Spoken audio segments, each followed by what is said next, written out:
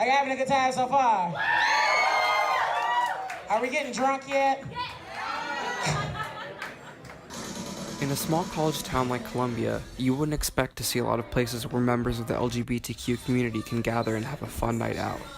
Yin Yang Night Club and its performers are using the art of drag to get rid of stereotypes and create a place where anyone can feel like themselves, even people who don't identify as LGBTQ.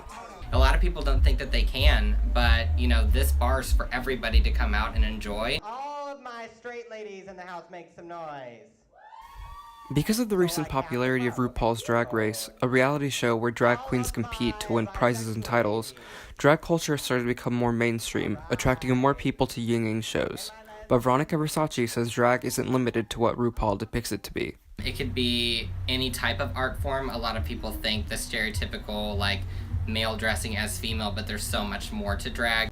Drag kings, the opposite of queens, are another subset of drag culture. Ivan LaCour is a local drag king who says drag helped him overcome his insecurities. Once I found my outlet in drag and figured out that, I could be myself on the weekends or I could be myself on a Thursday night, it just kind of stuck with me and I felt more comfortable with myself. But compared to the queens, drag kings are underrepresented in drag culture. They don't typically appear on television or headline shows at clubs. Ivan LaCour wants that to change, starting with Yin Yang. When it comes to Columbia and drag, Yin Yang definitely sets the standard, and I would love to see more kings, maybe more out-of-town kings, being brought in to show the younger kings, that you can make it big, you can be, a big something. Veronica Versace hopes that Yin Yang can be a welcoming space for everyone in the future. I want to continue seeing that trend go deeper and deeper where, it's a vast majority of people. Yes, it's a gay bar, but everyone feels welcome to come and watch and really have a good time and learn something. And learn something they will. Ivan LaCour wants to remind people that, although drag is a form of entertainment, it has a historical significance.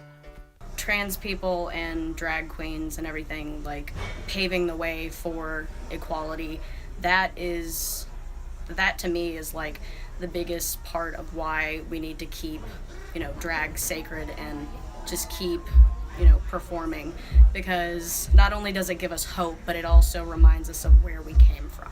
Drag queens and trans people led the 1969 Stonewall riots against New York City police in response to discriminatory bar raids. The riots launched the modern-day LGBTQ rights movement in the United States, with the first gay pride parade held 1 year later. You don't have pride without drag queens, and I think they're so much more crucial than people realize because they are really unique to only the LGBTQ community, we're kind of the LGBT people's cheerleaders, and I love every minute of it. And with June being Pride Month, commemorating the anniversary of the Stonewall riots, Yin Yang's performers continue to keep drag culture alive.